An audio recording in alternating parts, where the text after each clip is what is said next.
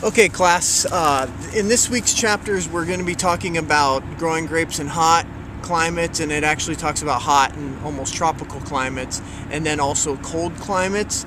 And so what we have here in Arizona, especially the central parts of Arizona, getting into the high country of Arizona, these middle range elevations, we get this unique situation where we have 4 seasons and we have extremely hot climates, but we also have cold climates, cold beyond what some people would expect. And not so much cold as our winter cold temperatures are concerned, but cold that just comes in rare times, just different than what other farmers experience in their growing of grapes or growing of any crops for that matter. So I mentioned to you this is the last week of October. I'm looking here at my home vineyard. Here's a bunch of grapevines and all this leaf defoliage. This isn't fall normal senescence of the leaves. This isn't the vine going to sleep.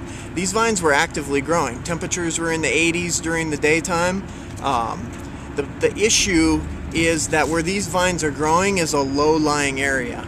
And so we're having warm days, 75, 80 degrees during the day. I think today's even going to be pushing 80, but it's dropping down to 32 at night.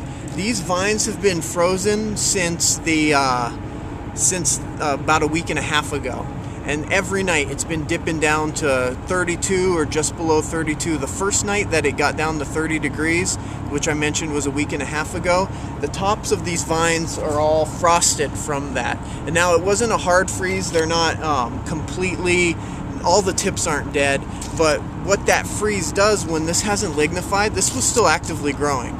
And because this hasn't hardened up naturally, it's actually going to have tip kill. This is going to die back down to where the stems have become woody. But you can see that distinct dead tops to the leaves. It didn't go through the normal period of time where the temperatures start to cool, the day length shortens, the leaves start to fall off. And so that's a big Arizona issue. This sets the vines back quite a bit because there's a lot of nutrition here that is lost just to the freeze. That's all going to drop, that's all going to fall. Now, I mentioned this is a low-lying area. As we talked about site selection, a lot of work has been done. Initially, that's where all the water was available. So people went to those areas because there's good soil, there's water available. That's the same reason that there's a mini vineyard here. Good soil, water available. The river's just about a couple hundred yards over to my south. And so this looks like a good spot for a vineyard. Well, as people start to put vineyards in those areas where water is available and good soil is available, what they've found is that cold air drainage. It happens in the fall and these vines are frozen. The middle of October, frozen. It could be as early as the beginning of October and it could stretch to early November, would be typical for an area like this. But again, when you're pushing 80-degree temperatures in the day and freezing at night, it's just odd. There's still some time that these vines could have been shutting down, maybe putting on a little bit more growth, and you lose about a month of your growing season. As opposed to where we have our vineyard at the college, the vineyard at the college is up a slope. The elevation is about 200 to 300 feet higher than we actually are right here, and that slope and the higher elevation up away from the river creates a unique microclimate where the temperatures in the day are actually a little bit cooler than these lower lying areas, but not a huge difference, but just a bit cooler. But the night temperatures are 10 to sometimes 15 degrees warmer. I would venture to guess so far at the college, like the Negro Amaro vineyard and the upper vineyard, the new 3-acre site, I would venture to guess low temperatures haven't been much lower than 40.